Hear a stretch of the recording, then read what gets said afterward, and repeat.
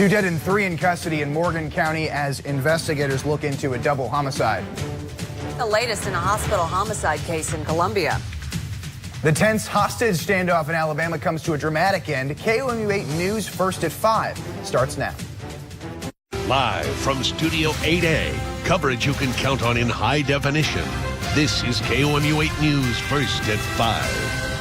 Well, investigators are still trying to sort out the details of a double homicide in Morgan County this evening. Good afternoon. I'm Angie Bailey. And I'm Danny Spiewak. It started with a phone call from a woman who said she'd been shot. Tonight, 2 people are dead and 3 people are in custody. KOMU 8's Marie Mandelberg is live in Morgan County with the very latest. Marie. I'm live outside of the Morgan County Sheriff's Office, where Morgan County Sheriffs are investigating a double homicide. Marie Mandelberg, KOMU 8 News. In other sad news of the day, police released the name of the suspect in the murder at the Truman VA Hospital Friday night.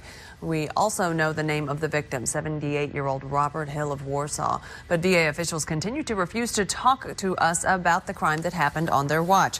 KOMU 8 reporters have been on the scene since it broke, digging for the facts. Today, KOMU 8's Eric Hilt joins us live from that hospital with the very latest. Eric. That's right, I'm here at the VA hospital where the assault and murder took place. The person suspected of both of those crimes is 33-year-old Rudy Perez Jr. of Sedalia. Investigators say that the only big mystery still left in this crime is motive. Reporting live from Columbia, Eric Hilt, KOMU 8 News. Thank you, Eric. Columbia police are looking for 2 suspects in a shooting that left a 22-year-old woman in serious but stable condition. The shots fired call came in early Sunday morning off Business Loop 70 East near Rangeline Street. The Columbia Police Department named 2 suspects in the shooting. Witnesses told police Garrett Murray and Jeremy Ruff shot at each other from their vehicles. Witnesses described the vehicles as a white SUV and a gray passenger vehicle. 2 bullets struck the 22-year-old victim, who paramedics took to a local hospital. Anyone with information related to the shooting or knowledge of the whereabouts of Murray or Ruff should contact the Columbia Police Department or Crime Stoppers. In a shed fire that broke out earlier this morning, now under control, the Columbia Fire Department says there were no injuries. 7 crews, though, did respond around 9:30 this morning when they got a call from Boone Electric. Boone Electric was going to the shed to turn off the electricity when the crew saw smoke coming out of it. Frazier says the cause of the fire and the cost still undetermined. Well, it felt like the early advent of spring for about the southern 2/3 of mid-Missouri. Coming up in just a bit.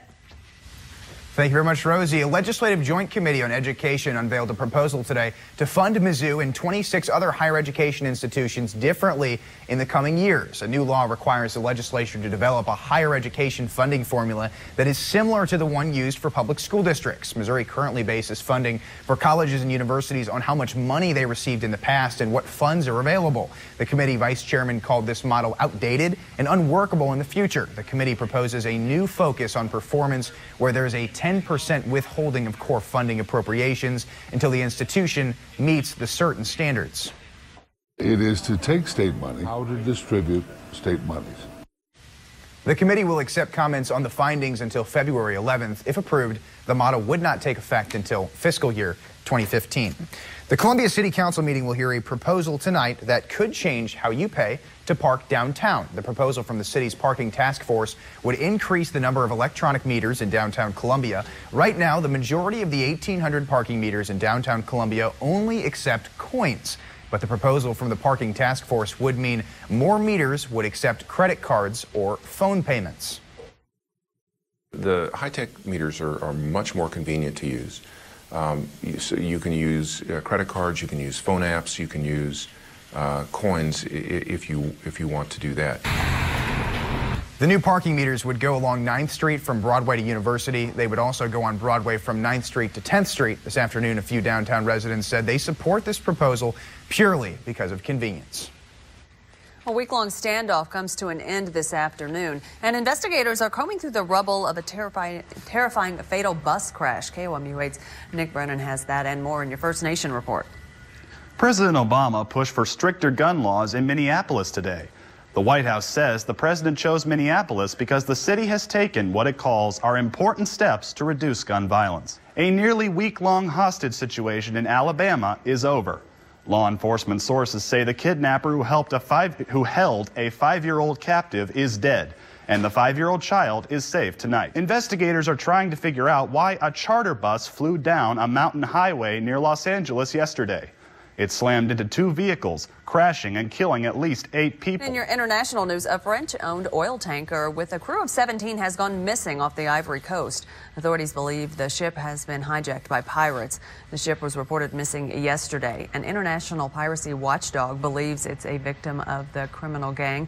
The number of attacks in the Gulf of Guinea have increased so much over the last year that insurers Lloyd's of London have put the area in the same risk as Somalia. The artistic director of the Bolshoi Ballet was released from a hospital in Moscow this morning after being attacked by a masked assailant with acid. It appears the assailant targeted the 42-year-old over artistic differences. The director has undergone several eye operations following the attack. Doctors believe he will retain at least some vision in each eye. Coming up, researchers explore other effects of energy drinks on your kids. Temperatures will topple pretty quickly tonight with the passage of a cold front, but good news, the rest of your work week is still looking mild. We'll talk about all the details coming up right after the break. There's a live look over the Lake of the Ozarks, 5:08, folks. This is KOMU 8 News, first at 5. Coverage you can count on. Now, your live Doppler 8 First Alert weather with weathercaster Rosie Newberry. Well, welcome back, everyone. 5:10 now the time on your Monday evening here. When it's cold in Kansas City, you know it's going to get cold. Yeah, that's right. That's Thanks, moving Rosie. this way, sure. Well, coming up, she may be 4 years old, but she's got high hopes for hospital playrooms.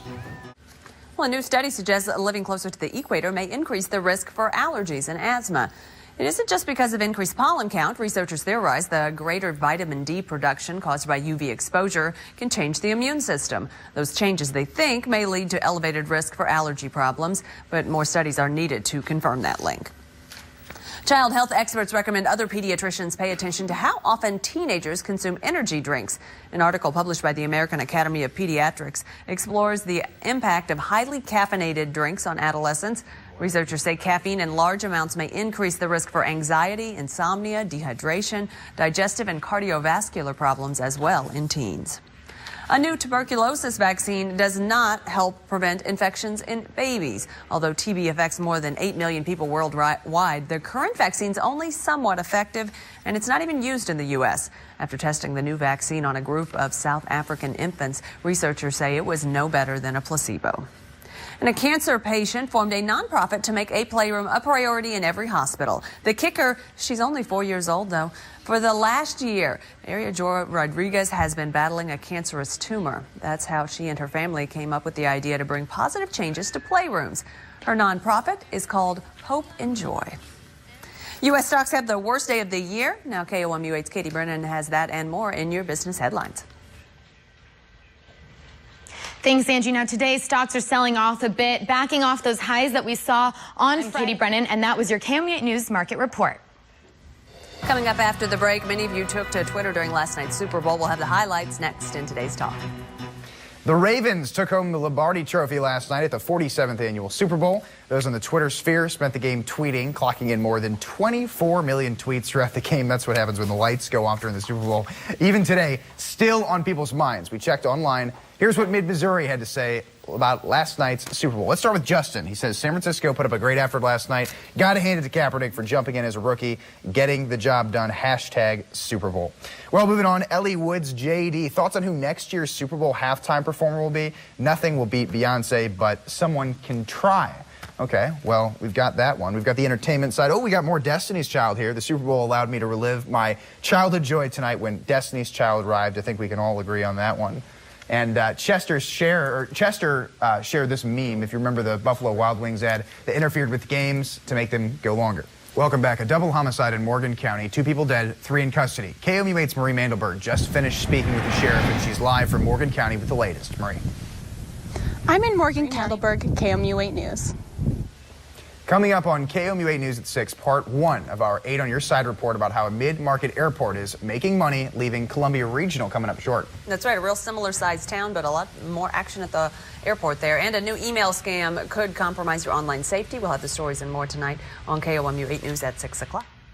And, of course, we've got to talk about what's going on in your weather afternoon, guys. Looking like we're going to see a lot of 50s. 50s, can I'll you take believe it.